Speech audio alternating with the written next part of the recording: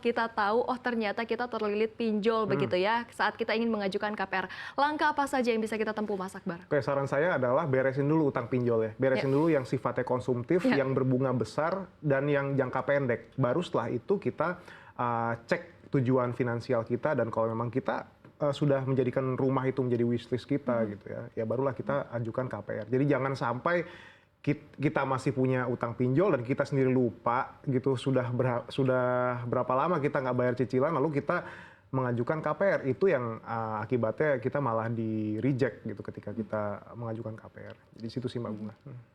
Baik, nah Pak Arvin ini kan akhirnya jadi ketat begitu ya, BI checkingnya udahlah, kartu kredit juga dicek, pinjol juga dicek, dari sekarang kita nggak tahu lagi nih, mungkin banyak hal juga akhirnya semakin ketat semakin sulit begitu ya. Nah ini berpengaruh nggak sih Pak terhadap tren permintaan ataupun penjualannya itu Pak? Iya, otomatis, karena kita mengharapkan kebangkitan after COVID ini ya. Kita mengharapkan juga adanya relaksasi-relaksasi dari perbankan untuk membantu konsumen-konsumen ini mendapatkan kredit pemilikan rumah maupun apartemen. Itu yang kita harapkan. Sedikit relaksasi untuk para konsumen ini. Relaksasi yang seperti apa sih Pak yang kiranya ini bisa diajukan begitu ya kepada BI? Ya, syarat-syarat untuk BI checking ini ya yang harus kolektibilitas satu ya. Tapi saat ini karena recovery dari kebangkitan ekonomi ini after COVID ini, kita mengharapkan BI checking yang kolektibilitas 2 ini dengan rekod yang masih baik bisa diharapkan ada approval terhadap para konsumen-konsumen ini. Ya, jadi memang ini kita mengharapkan sedikit relaksasi dari perbankan kepada para konsumen ini. Baik. Mas Akbar, ini juga kita melihat ada banyak sekali tantangan ya, tantangan inflasi, lalu juga suku bunga, belum lagi ada PHK di mana-mana ini ya, dari tahun lalu hingga awal tahun ini pun sudah banyak terlihat begitu. Apakah Anda melihat hal ini masih akan mempengaruhi selera masyarakat untuk memiliki rumah, Mas Akbar? Oke, ya kalau tadi kita menyinggung masalah PHK itu, sekarang di PHK terus nanti dia dapat kerja baru dan masih statusnya PKWT juga susah juga ya pasti ya dapat KPR ya. Tapi apakah lantas hal ini menjadi menurunkan minat masyarakat untuk membeli rumah? Kalau menurut saya demand akan properti itu sendiri masih tetap bagus ya. Kita bisa lihat kemarin di data uang beredar yang di BI itu kredit properti itu sendiri tumbuh sekitar 7%. Berarti kan minatnya masih ada di sini ya. Walaupun banyak yang bilang dalam jangka pendek ini mungkin agak menurun, tapi kebanyakan orang membeli rumah memang untuk jangka panjang. Dalam jangka panjang ini akan tetap tumbuh sih menurut saya di situ sih Mbak. Baik, Pak Arvin, ini kalau misalnya dari secara historis kita lihat yang terkena BI reject gitu ya, yang terkena reject gitu, sebetulnya berapa sih Pak Arvin besaran ataupun nominalnya begitu dari jumlah hutang yang belum dilunasi ini Pak Arvin? Apakah cukup besar nilainya? Cukup lumayan. Kalau menurut kami cukup lumayan, cukup besar terhadap outstanding ini.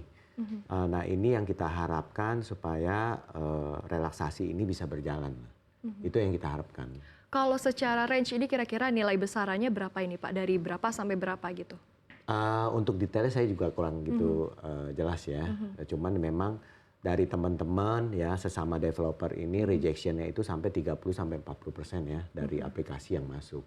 Oke baik, tapi artinya ini nilainya pun agak lumayan begitu ya besar, Pak Arvin ya. Besar. Nah kalau dari sisi supply nih Pak Arvin, kredit sektor real estate menunjukkan peningkatan hingga Januari 2023 tumbuh sebesar 18,6% secara tahunan atau year on year begitu ya. Nah sejalan dengan itu pertumbuhan kredit properti atau demand ini cenderung stabil di sepanjang periode pandemi dan masih tumbuh positif begitu sebesar 7,38% pada secara tahunan pada Januari 2023. Nah ini lantas bagaimana ini Pak Arvin dengan NPL kredit KPR saat ini?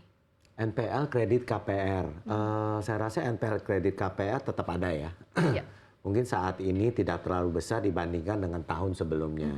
Karena memang restrukturisasi itu sudah berjalan. Ya kita mengharapkan NPL ini tidak menjadi faktor yang merintangi untuk masyarakat kembali memiliki kredit untuk kredit pemilikan rumah maupun kredit pemilikan apartemen. Baik, nah sekarang saya kembali ke Mas Akbar ini, Mas Akbar. Bagaimana nih saran yang bisa diberikan kepada pemerintah begitu ya, maupun kepada para pengembang agar sektor properti ini bisa tetap berjalan, namun di sisi lain masyarakat juga bisa ikut terbantu, Mas Akbar? Ya, ya pastinya bukan ini ya, bukan semacam kebijakan seperti DP 0% gitu ya. Kalau menurut saya ini malah bukan hal yang baik karena ketika DP 0% otomatis pokok utangnya akan menjadi besar dan beban bunganya ke masyarakat juga akan semakin tinggi dan itu yang bisa menyebabkan masalah keuangan bagi masyarakat yang memang punya cicilan KPR ya. Mungkin sedikit seperti relaksasi PPN gitu ya ke pemerintah gitu ya. Dan saya juga mungkin harus tekankan lagi ya ke masyarakat. Kalau boleh saya kasih saran lagi ya. Berhati-hatilah ketika kita mengajukan pinjaman atau utang gitu ya. Jangan sampai utang yang jangka pendek ini bisa menjegal kita untuk memiliki aset yang berguna buat jangka panjang. Apalagi itu asetnya merupakan salah satu kebutuhan pokok yang harus tercukupi gitu ya. Mungkin itu aja sih Mbak. Oke, tadi kalau Mas Akbar tidak menyarankan DP 0% karena tanggungan ke depannya akan lebih besar kepada masyarakat begitu ya Mas Akbar. Kalau dari Pak Arvin sendiri, apakah DP 0% ini bisa menjadi solusi atau malah sepemikiran nih dengan Mas Akbar? Iya, kalau menurut kami dari developer DP 0% ini merupakan gimmick juga kepada para konsumennya.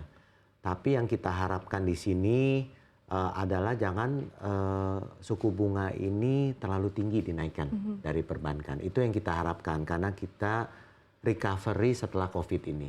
Jadi kita mengharapkan bersama supaya suku bunga ini masih terpantau dan tidak naik terlalu tinggi.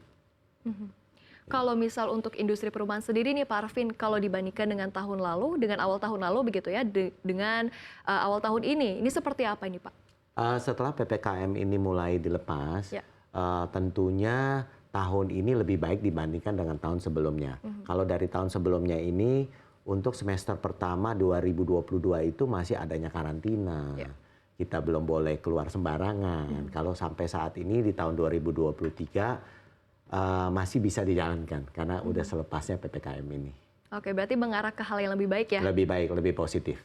Oke, baik. Nah, kalau misalnya mungkin ada lagi Pak Arvin, kalau selain relaksasi ataupun hal-hal lain begitu ya yang dibutuhkan dari pemerintah ini seperti apa sih kalau dari sisi pengembang sendiri Pak Arvin? Iya, kita mengharapkan insentif-insentif itu tetap berjalan ya, seperti PPN yang kemarin itu masih adanya free PPN untuk para konsumen, itu yang kita harapkan.